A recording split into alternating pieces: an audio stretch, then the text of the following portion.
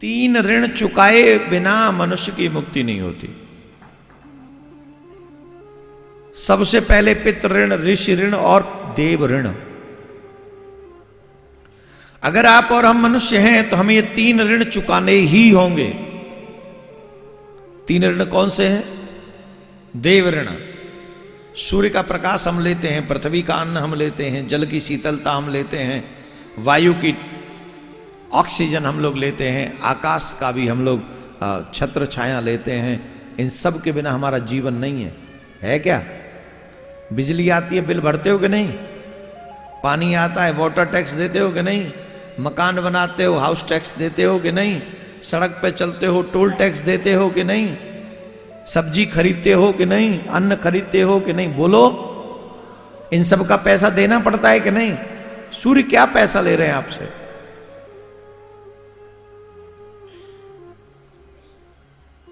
और जो मांग नहीं रहा हम उसे दे नहीं रहे। संसार में कोई भी वस्तु तुमने ले ली और उसके बदले में तुमने नहीं दिया तो तुम ऋणी हो जाओगे, और ऋणी हुए तो तुम्हें वापस ऋण चुकाने आना पड़ेगा।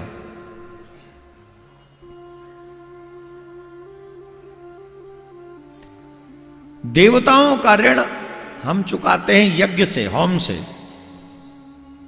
जो हम यज्ञ करते हैं, यज्ञ में आहुति डालते हैं, तो यज्ञ में आहुति डालने से देवताओं का ऋण उतर जाता है। तो प्रत्येक मनुष्य को यज्ञ करना चाहिए जिससे वो देव ऋण उतार सके। दूसरा, ऋषि ऋण। अगर हमारे ऋषिगण न होते तो हमें यह पता भी नहीं चलता कि मनुष्य के लिए क्या अच्छा है और क्या बुरा है। चाहे भागवत का ज्ञान हो, चाहे वाल्मीकि रामायण का ज्ञान हो, गीता का ज्ञान हो, पुराणों का ज्ञान हो, शास्त्रों का ज्ञान हो, वेदों का ज्ञान हो, ये मिला किससे? हमको ऋषियों से प्राप्त हुआ। उन ऋषियों का ऋण है। अभी तो हम काफी जगह पर ऐसे लोगों को देखते हैं जो संत महात्माओं का नाम ले लेके, रामायण का नाम ले लेके, या कहीं मनुस्मृति का नाम ले लेकर बहुत लोग अनाप शनाप बोलते हैं, लेकिन वो जानते नहीं हैं कि उन ऋषियों ने कितनी तपस्या करके हमें मानवता सिखाई है। जानते नहीं है, वो अनजान है। तो ऋषियों का ऋण है, तो ऋषियों का ऋण उतरेगा कैसे? शास्त्र तो बहुत हैं, मनुष्य के पास समय नहीं, आयु बहुत कम है, तो ऋण कैसे उतरेगा? तो सूक्ष्म ऋण है। पहले तो शास्त्रों का अध्याय करे, स्वाध्याय करे, पढ़े, और अगर पढ़ने में असमर्थ हो और हमारा अधिकार क्षेत्र की बाहर की बात हो तो फिर क्या करना चाहिए? बोले उन शास्त्रों का श्रवण करना चाहिए। आप जब भागवत सुनते हो तो आप ऋषियों के ऋणों से उर्ण हो रहे हो। कि जो भागवत सुनने आना, प्रणाम करना, सर झुकाना, बैठना, श्रद्धा रखना, श्रद्धा से उस कथा को सुनना और पूरा क्रम वर्णन करना, ये क्या है? ये ऋषियों के ऋण से उऋण होना है। तीसरा है पितृ ऋण। पितरों के ऋण से कैसे उऋण हुआ जाए? पितृ ऋण अपने आप में बहुत बड़ा ऋण है, बहुत बड़ा ऋण है। बताएं कि नहीं बताएं? हैं?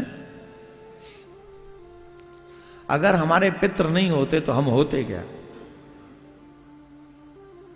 और आज के आधुनिक युग में औरों की तो बात छोड़ो, ब्राह्मणों के घर में कर्मकांड ढंग से नहीं हो रहा। पैसा कमाने की ऐसी भूख चढ़ी हुई है हमारे माथे पर कि हम लोग मरने वाले को 12-13 दिन नहीं देते, 2-4 दिन में ही सब खत्म कर देता।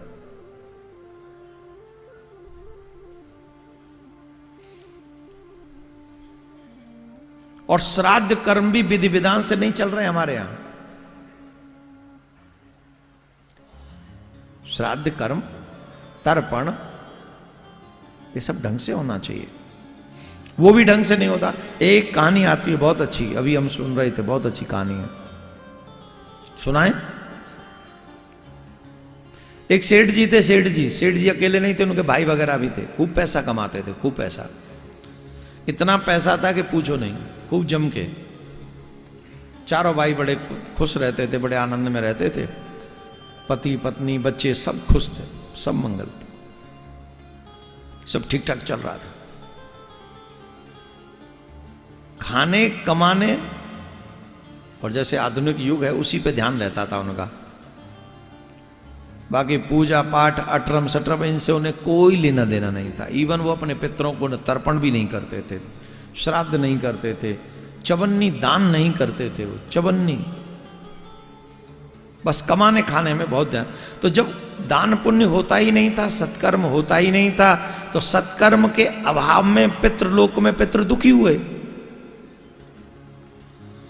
और पितृ परेशान रहने लगे। और जब पितृ परेशान रहने लगे तो एक बार धर्मराज के पास वो पितृ गए और उन्होंने कहा कि हम बहुत दुखी हैं। बोले क्यों दुखी हो? बोले हमारे बच्चे कुछ अच्छा काम करते नहीं है, खाने कमाने में लगे रहते, तो हम तो यहां पुष्ट हो नहीं रहे। अभी तो जो हम सत्कर्म करके आए थे वही हमें मिल रहा है और ये भी यही भोग रहे हैं, और अगर ये यही करते रहे तो एक दिन इनका ये सब नष्ट हो जाएगा। तो धर्मराज बोले हमसे क्या चाहते हो? बोले हमें अनुमति दो तो हम थोड़े जाके समझाया हमें। बोले देखो आप ऐसे तो जा नहीं सकते, अब तो आप यहीं रहोगे, लेकिन आप स्वप्न इत्यादि के माध्यम से अगर जाना चाहें, समझाना चाहें तो आप चले जाइए, क्योंकि पितृलोक सशरीर तो आ नहीं सकते, शरीर तो अदृश्य हो गया वो, तो स्वप्न इत्यादि में आते। अब स्वप्न इत्यादि में आते वो समझाते, कभी सेठ जी को समझाते, कभी और दोनों तीनों भाइयों को समझाते, पर जब धन बहुत होता है तब इन सब चीजों पे कहां ध्यान जाता है। हाँ बोल ठीक है देखेंगे, हो जाएगा, ऐसे ऐसे। स्वप्न आया, पितृ कुछ मांगते हुए दिख रहे हैं, पितृ ऐसा हो रहा है, जो गए हैं बुजुर्ग वो बड़े दुखी से दिख रहे हैं, कोई ध्यान नहीं गया, कोई ध्यान किसी का नहीं गया, बस स्वप्न याद भी नहीं रहा उठ के। तो कभी छोटे भाइयों के पास भी स्वप्न आया, उनको स्वप्न आया सोते हुए पितृ दिख रहे, कोई नहीं सोचता है, सब कमाने में लगे। तो पितृ बड़े दुखी हुए और पितृ क्रुद्ध हो गए। क्रुद्ध होने से क्या हुआ? बिजनेस डाउन होने लगा, काम ठप हो गया, और काम जब ठप हुआ तो फिर बोले आपस में लड़ने लगे, तेरी वजह से हुआ, तेरी वजह से हुआ, घर अलग हो गए। घर अलग हो गए तो घर में बीमारियां बढ़ गई, और की तो बात छोड़ो, सेठ जी सबसे ज्यादा बीमार पड़ गए, चारपाई पे पड़ गए, अब पैसा काम धंधा सब बंद, बीमारियां ही बीमारियां, अशांति ही अशांति, फैक्ट्री बंद हो गई, दुकान बंद हो गई, ये सब बंद हो गया, भाई भाई कलेश हो गया, सब लोग दुखी त्रस्त रहने लगे। और जब सब त्रस्त रहने लगे तो पितरों से ये भी नहीं देखा गया। फिर गए धर्मराज के पास, पूछा धर्मराज ने अब क्यों परेशान हो? हमने आपको कहा था आप हो आओ। अरे बोले हो तो आए, पर करें क्या? उनको तब समझ में नहीं आया और इनका सब नष्ट हो गया, अब भी दुखी हैं और इनका दुख अभी भी हमसे नहीं देखा जाता। तो धर्मराज ने कहा आप चिंता मत करो, अब की बार मैं जाता हूं, मैं समझा के आता हूं। तो सेठ जी बीमार पड़े थे, चारपाई पे पड़ गए थे, उठा भी नहीं जा रहा था, इनके द्वार पर कोई आता भी नहीं था।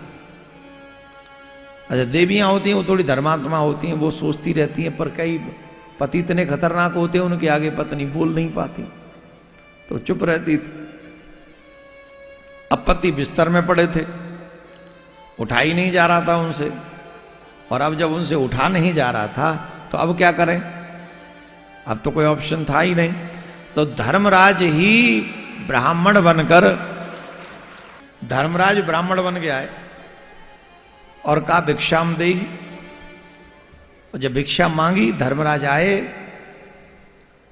तो सेठ जी तो उठ नहीं सकते थे, सेठानी उठ आई वहां से, पंडित जी को देखा, उन्होंने प्रणाम किया, महाराज मैं आपको प्रणाम करता हूं, बताओ क्या? बोले कुछ भिक्षा मिल जाए तो अच्छा है। बोले आप जो कहेंगे सो। बोले कुछ प्रसाद मिल जाए। पर मुझे ब्राह्मणी सेठानी ऐसा लगता है कि तुम्हारे यहां पर पितृदोष। बोले महाराज ये पितृदोष कैसे, आप कैसे कह रहे हो? बोले तुम्हारे घर में बीमारी बढ़ रही है, तुम्हारे घर में काम धंधे चौपट हो गए, तुम्हारे भाई भाई में क्लेश होने लग गया। बोले हाँ, और तुम्हारे पितरों ने भी आकर स्वप्न में आकर तुम्हारे पति को कहा भी होगा, तो भी तुम्हारे पति समझे नहीं। अब तो चरणों में गिर पड़ी, महाराज क्षमा करो, ये लोग कुछ भी अच्छा नहीं करते हैं, हम क्या करें आप बताओ। बोले देखो पितरों के स्वप्न में आने का मतलब अलग अलग होता है। अगर पितृ स्वप्न में आए और कुछ मांग रहे हो तो समझो तुम्हारे घर से अन्न धन खत्म होने वाला है। तुम्हारे पितृ स्वप्न में आए फटे पुराने कपड़े पहने हुए हैं तो समझो तुम्हारे ऊपर भयानक विपत्ति आने वाली है।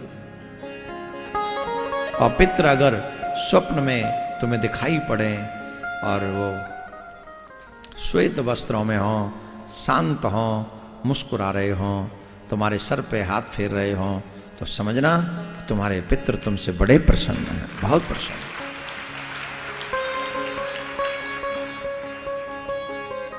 और स्वप्न में पितृ इसीलिए आते हैं कि वो कहीं ना कहीं तुम्हें ये अनुभव कराना चाहते हैं कि हम तुमसे प्रसन्न हैं अथवा हम तुमसे अप्रसन्न हैं।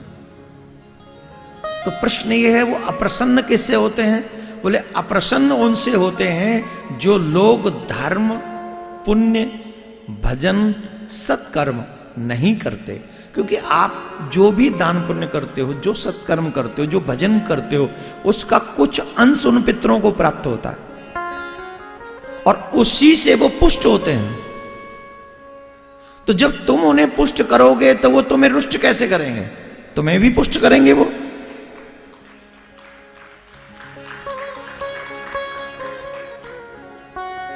शास्त्रों में लिखा है भगवान की पूजा भूल जाओ एक बार को, लेकिन पितरों के, आज पूर्णिमा है, अपने पितरों के नाम से हमको जल अवश्य तर्पण करना चाहिए। जल क्या जा रहा है? जल में तिल डाल के चढ़ा दिए पितरों के नाम, क्या गया तुम्हारा? कितनों को तो पता ही नहीं है कैसे भी जल दे सकते हैं, जानने की जरूरत ही नहीं की। सिर्फ सारा फोकस तो हाउ टू अर्न मनी पे है ना। कुछ भी कर लो, पितृ रुष्ट हो गए, कुछ नहीं बचेगा तुम्हारे पास। पितृ भावना से प्रसन्न नहीं होते, पितृ तुम्हारे कर्म से प्रसन्न होते हैं। ये ध्यान रखना, भगवान तुम्हारी भावना से प्रसन्न होते, पितृ तुम्हारे कर्म से प्रसन्न होते हैं। पितरों के लिए कर्म और मंत्र दोनों परम आवश्यक है।